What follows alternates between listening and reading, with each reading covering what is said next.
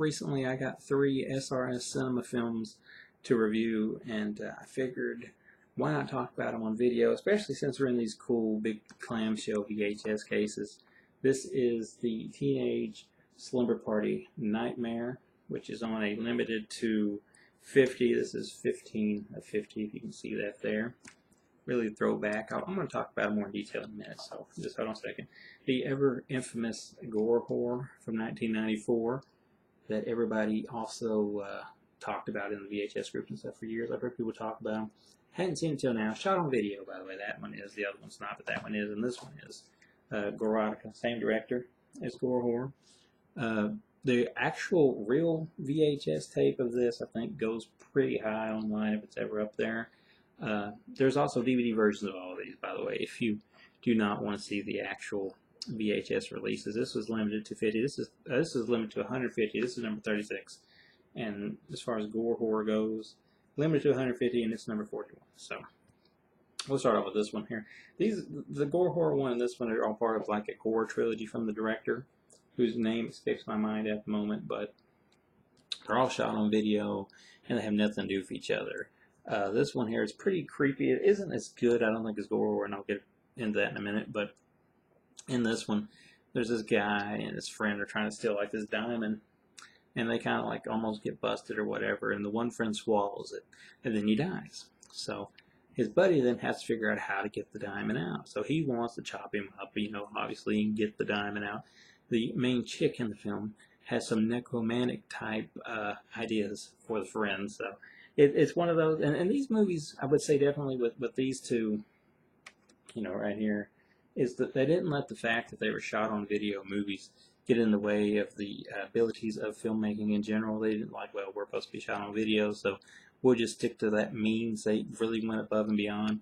And this one's a real creative story. Maybe doesn't always quite go the way that, you know, it probably should have, perhaps. It does lose some steam when the shock and awe of it somewhat wears off. But it's fun. It's fun. It's good enough, I do think. This one here, though, Gore horror, this is the best out of the bunch right here. And it borrows heavily from Reanimator in a way, because there's this like green, you know, glowing serum, and this chick here has kind of like been reanimated, and she's using that stuff to kind of keep her going. And there's this doctor named Whitman that wants it back, and they kind of hire this guy named Chase, who is a pretty funny lead guy, to go back and get it. So he's following her around, and we see her do all kinds of stuff, like she sleeps with people and she kills them, so she gets naked a lot. She's doing weird rituals with blood, you know, and she's injecting herself with the green stuff by using a syringe and a giant black dildo, and she's doing this in the graveyard. At one point he walks up and catches her doing that. And like I said, there's funny stuff, but when she kind of catches, you know, that he's after her, she will reanimate things, you know, other people, so to speak, the zombies, to go after him, which leads to some pretty funny scenes as well. One scene where he mentions that he was a, you know, kicker in high school, and that he broke the high school football field goal record right before he punts the head. So it's fun stuff. They use a blue screen at one point as well for a headless corpse scene. So it's really good, even though it's shot on video. It's really strange. The lead chick's a bit weird. Don't want to talk bad about her. I think she does great in the film.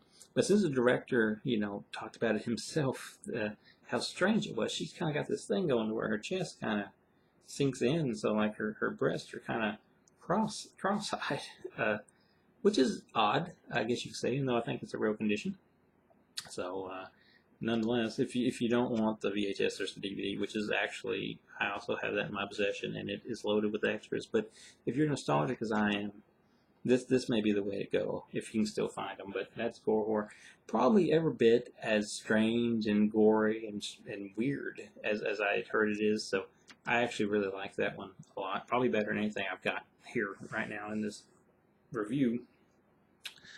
Let's talk about this. And I don't know. Richard Mogg is a director that I don't know personally. I did not like his massage parlor death movie, and I put it on top of my, you know, worst list of my worst movies list from last year, which may not have been a fair thing. I seen he made a post about it on Facebook, and I don't think he appreciated it too much. But I mean, I don't know. Maybe I should stick to studio stuff when I do a worst list. But it was like a shot on video type thing, but it was shot on HD, but they dumbed it down.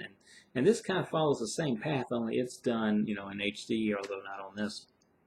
But you know, it's basically Slumber Party Massacre parody. We got a guy who's obviously not a kid, even though they say he is, and that's kind of part of the joke, I know, but it's still strange. He's got gray hair, and he's stalking these chicks around, and he's just killing them off with a drill.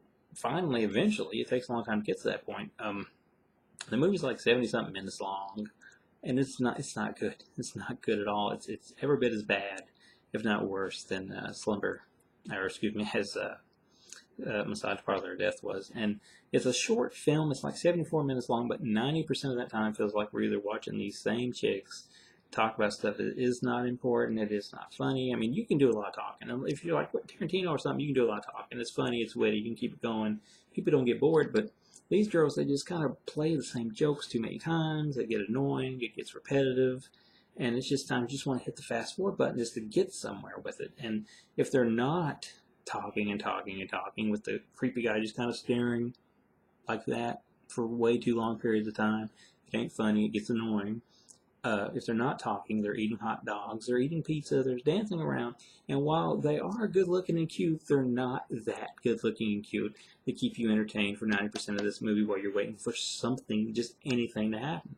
And the gore is like typical shot on video type gore. You can tell they use ketchup. It's all part of a big joke, obviously, but the joke isn't really funny, which is what hurts this movie and makes it fall flat on its face.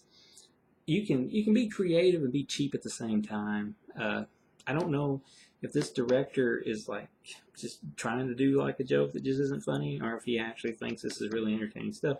And even though it's just my opinion, I don't like these movies. Like, I did not like this, and I didn't like the Massage Parlor Death, even though I do appreciate and I respect anybody that makes movies. I just don't like what he's doing. I don't know if he's trying to do like the Chris Sever thing, you know, and it's just not working, or if it's just his own style and it just isn't working. But I didn't like this, and I think maybe it could be as bad, if not worse, than Massage Parlor Death was. But I mean, the guy's got what, 5 movies out, or at least he's got 3. I think I know for sure that's been actually released, but I don't know. Maybe there's an audience there. A lot of my friends personally don't like him, but maybe somebody is, because he's obviously still getting releases, so there has to be some audience there. And he seemed like a good guy. I don't want to come across as being like a jerk to the director. He seemed like a good guy, but whatever mark he's aiming at with these movies just is not hitting it for me personally.